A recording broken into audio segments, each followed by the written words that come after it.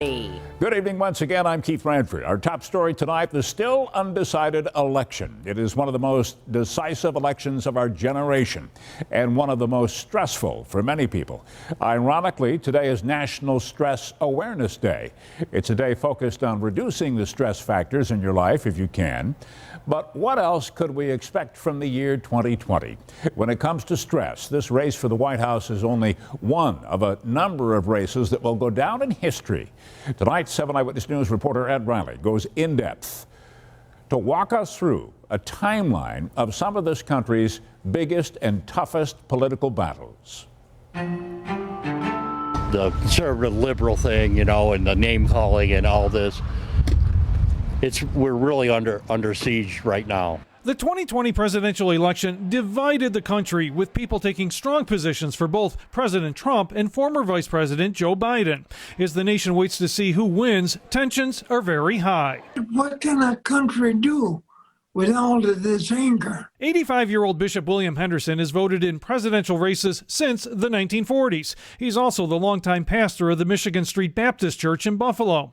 Henderson believes what the country is going through now is even more intense than any presidential election he remembers, including those in the turbulent 1960s. People need healing.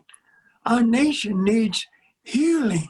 The Buffalo Presidential Center is preparing to open next week. Trustee Bren Price said American history is filled with strongly contested elections. There is at least 5 cases in which the presidents who won did not have the popular vote. The 1824 race between John Quincy Adams and Andrew Jackson was so close that the House of Representatives had to intervene. There was also the 2000 presidential race, where the Supreme Court was called upon to decide between Al Gore and George W. Bush because of the infamous hanging Chad recount in Florida. And I think it was 537 votes that ultimately decided the election. With a legacy of tightly fought presidential races, it is no surprise to many what is happening now. It's been divided since 1800. And the Federalists and the Republicans and all the way through, because you have a divergence of interest. But veteran voters like Bishop Henderson believe whoever becomes president